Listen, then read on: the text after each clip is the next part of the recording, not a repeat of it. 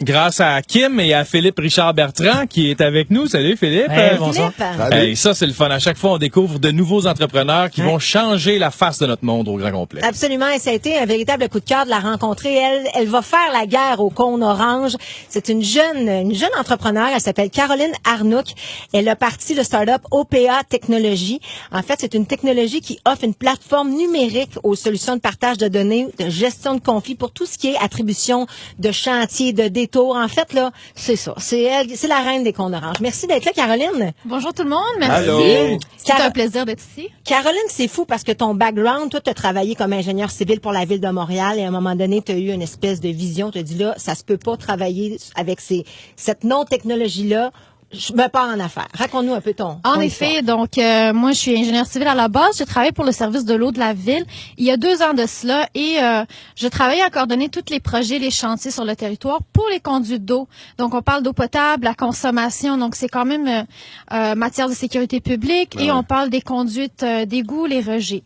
Et il y avait tellement d'intervenants sur le territoire, donc en dessous de la chaussée, c'est tout un monde qu'on voit pas.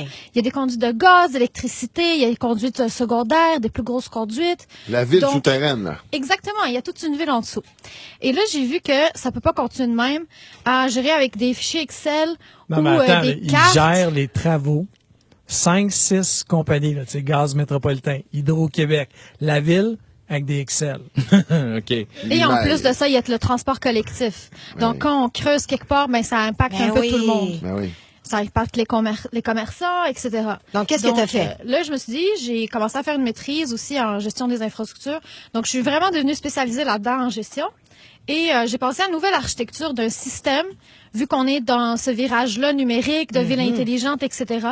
Et je me suis dit, ben je vais partir, je vais l'appliquer, parce que ça va pas juste servir à la ville, ben ça va servir aux autres aussi. Au ministère, ça va servir au transport collectif, la STM, la STL, le RTL, donc ailleurs aussi, pas juste à Montréal. Ce que tu as bâti, est-ce que ça a été compliqué? Est-ce que tu as réussi à le faire facilement? Ou tu avais déjà une idée en tête, un plan préconçu?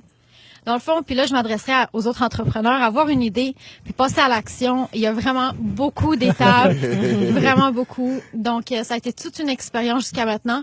L'expérience n'est pas finie, l'aventure n'est pas finie, mais effectivement, il y a eu beaucoup d'essais, erreurs, de validation de professionnels, etc. Tu nous l'as dit dans le podcast, là, puis on invite les gens à aller l'écouter après, là, mais dans le podcast, tu sais, de se lancer en affaires, elle avait une Moses de bonne job. Tu sais, faut se l'entendre à la ville, fonctionnaire, faut pas se le cacher, des belles conditions.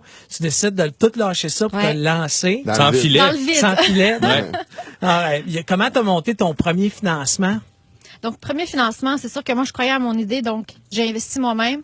Après ça, je suis allée chercher la Fondation Montréal, PME Montréal, Créavenir de Desjardins également. Les contrats ont suivi ensuite, puis ça a permis d'avoir un bon coup pour le fonds de roulement, etc.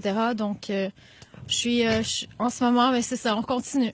Mais donc, tu as trouvé finalement une espèce de solution à un problème et j'imagine que les investisseurs ont dû embarquer avec toi. Là, ce qu'il faut dire, c'est que cette application-là, elle est acceptée, elle a été approuvée, donc vous pouvez acheter par Québec, la Ville de Québec. Oui, donc avec le développement économique, le programme de vitrine à la Ville de Québec, il y a également la police à Québec qui est intéressée, donc vraiment au niveau de la sécurité publique, ce qui est vraiment important. On est aussi sur le projet Turcot-Champlain-Bonaventure. Donc, les 3 plus gros projets. Tu es en négociation aussi, je pense, dans d'autres villes, même en Europe et aux États-Unis. Donc, mais qu'est-ce qui arrive avec Montréal? Tu viens quand même de là. C'est ton nid, ça, Montréal? Donc, il y a un blocage à Montréal. Je sais pas. Je pense qu'on a une bonne solution à une problématique. On a une solution qui peut être déployée rapidement, maintenant, ready to go, pour Montréal, pour justement alléger tous les impacts au niveau...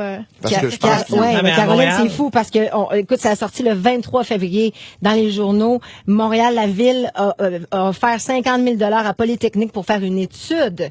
Où est-ce qu'on pourrait trouver à travers le monde une application, donc une plateforme numérique qui pourrait faire finalement ce que toi tu proposes? Pourquoi ils vont pas te voir? Non, mais aussi à savoir si les citoyens sont fâchés. Ça fait partie de on a ça. vraiment besoin d'une étude. Mais quand tu as su ça, est-ce que tu es allé les voir pour leur dire, écoutez, pas besoin de l'étude, j'existe, la plateforme est là, c'est moi qui l'ai faite? Ils doivent le savoir qu'elle existe. Je pense que c'est une très bonne initiative d'aller vers cette étude-là. Ça montre qu'on a besoin de ça. Mais regardons qu'est-ce qu'il y a localement. comme solution. Puis moi, j'en fais partie de la solution. Bon, on va parler au maire. Ouais. Caroline Arnouk, elle est derrière la jeune start-up OPA Technologies. Bravo. Et ça va finir par bien aller à Montréal, entre autres, grâce à elle. Merci de ton passage. Très inspirante. Pour écouter l'intégralité du podcast, rendez-vous au c'est quoi.com. Philippe Richard Bertrand, merci beaucoup. Merci beaucoup. Merci tout le monde.